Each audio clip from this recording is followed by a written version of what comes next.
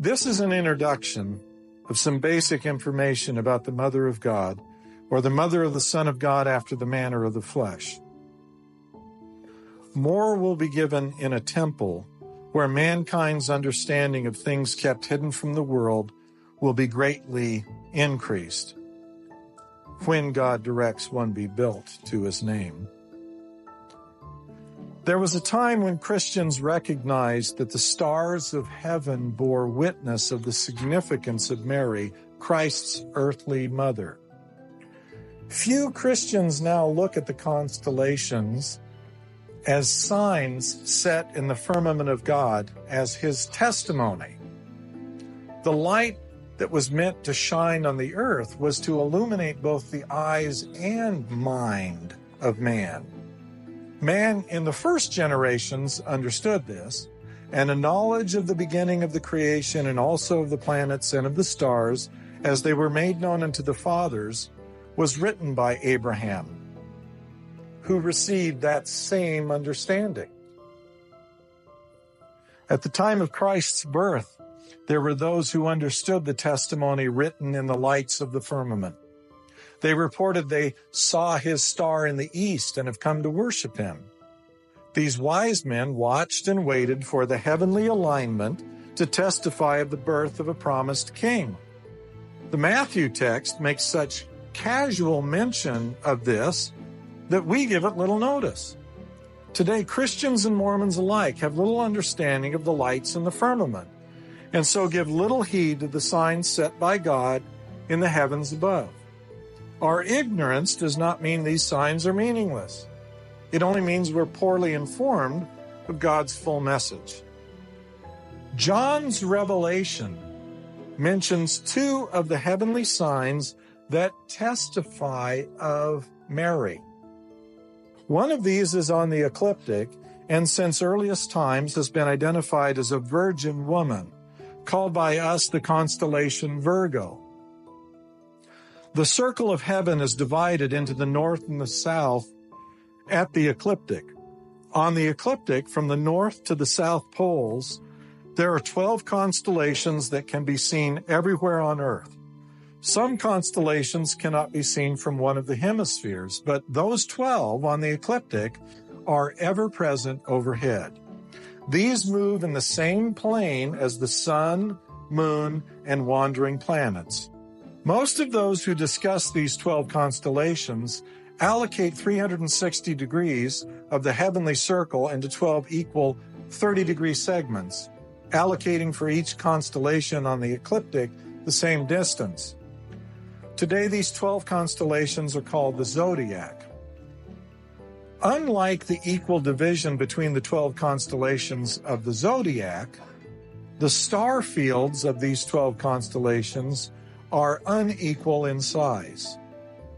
The two largest star fields belong to Virgo and Aquarius. These two largest of the zodiac constellations are heavenly witnesses testifying of Christ's mother Mary and the returning Christ. For Christ's first coming, the heavenly testimony focuses the greatest part of the star field on his mother. We should reflect on what that may mean. We ought to contemplate why Christ's first coming was symbolized on the heavenly ecliptic by the Virgin Mother. Why was she the focus? Christ's second coming is the largest star field on the ecliptic. He will return to pour out judgment, blessing those who follow him and destroying those who rebel. The destruction of the wicked is what Christ identified as the end of the world. Aquarius has two outflows from the water-bearer's urn.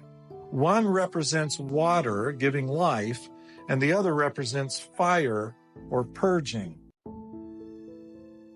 Traditionally, we interpret the constellation Virgo as a woman holding a sheaf of wheat in her left hand. The sheaf represents her seed. The brightest star in the constellation, a magnitude 1 star, is Spica, the seed of the woman.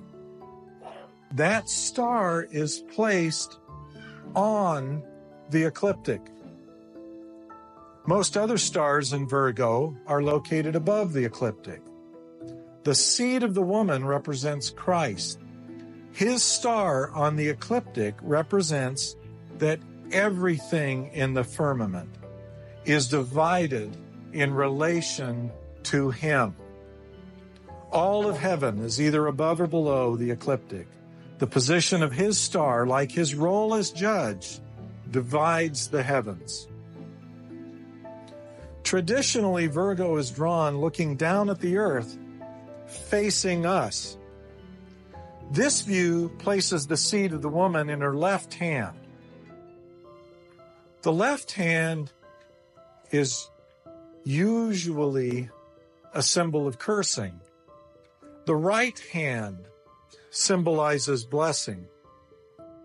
If the seed of the woman is meant to be in her right hand, then she would be drawn looking up, heavenward, and her back would be facing us.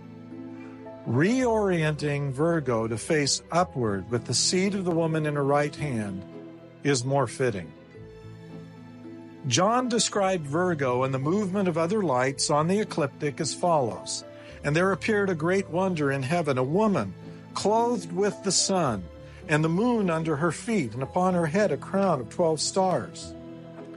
The sun and the moon move on the ecliptic through the constellation Virgo, and at times clothe her, and at other times appear under her feet. This wonder John described is overhead in the starry firmament of heaven as one of the signs put there to testify of heavenly things. Christ's mother Mary is a figure of such preeminence that testimony of her is emblazoned upon the ecliptic in an enduring, towering figure outlined in the stars. This is not happenstance. It is God's witness to us. We should accept it as meaningful and ponder on the meaning. Another of the constellations John mentions is a woman who brought forth a son who is then caught up to the throne of God. This is also depicted in another constellation. One of the constellations immediately associated with Virgo, located next to her in the northern sky, is a constellation anciently depicted as a mother seated on a throne, holding a son in her hands. This image of a woman seated on a throne with her son is located just to the north above Virgo. It suggests both the mother and her son descended from a throne they once occupied in heaven and is destined to return again there. If you can accept the witness written of them in the stars of the firmament, then she came to earth with her son, and she will return again to a throne in the north. Contemplate what this witness of Mary could mean. Taken at full value, Mary, like her son, condescended to come here.